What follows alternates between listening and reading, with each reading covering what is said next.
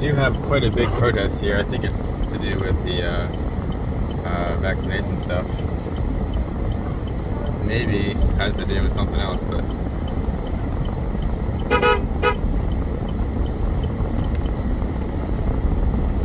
I'm not quite sure. But it's cool. It's like protests.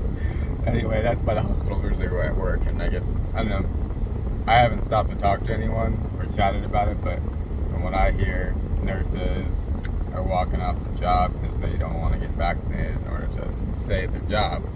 Rightfully so, it's a personal choice, but I mean, people have their own position as a nurse, for instance, and they literally are not able to keep their job because of the restrictions in place. So it becomes not a personal choice, it becomes an actual mandate, and it's something that people, firefighters, nurses, police, people in, service positions that are valuable for the fabric of society end up realizing that they have power, and the people do have power that are in those roles because, like I said, they're the fabric of keeping things running when there's issues, especially in the hospital when right now there's a lot of people getting sick, or EMS or firefighters, there's a lot of people needing extra medical attention. It all comes down to the medical field. I'm in the medical field, but it's not obviously as severe as someone in a hospital. I work with people and make them feel good doing massage, but people in the hospital are seeing people specifically that are coming down with COVID. And when I think about my own daughter, it's hard to imagine dealing with a child coming down with COVID. And when we want to protect our children, we want to do anything possible to do that. And the personal choice comes down to whether or not people believe in their own mind. The personal choice aspect is it even real, the virus? Is it even safe to help protect my child by getting a vaccine?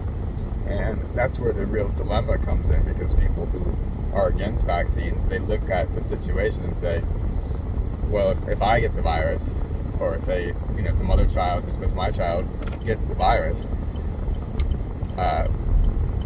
they'll be okay. They can fight it off. Their immune system will handle it. And the people who are vaccinated will say, well, I don't want to limit my situation to the possibility of my child getting the vaccination.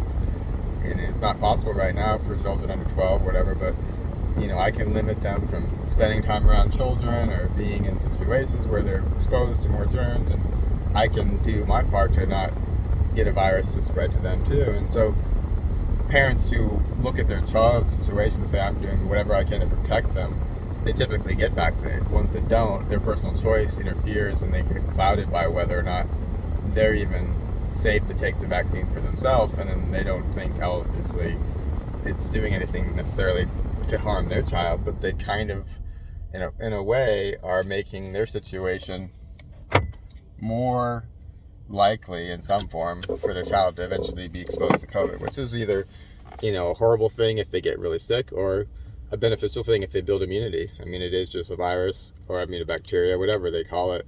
It's the same kind of thing that everyone gets. They get colds from other kids, and that's the issue. We don't want our kids to get sick.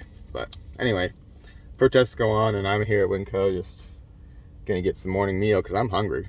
I need to get some bone broth and a coconut or something. I was gonna go make oatmeal, but I think I'll just chill in my car and look at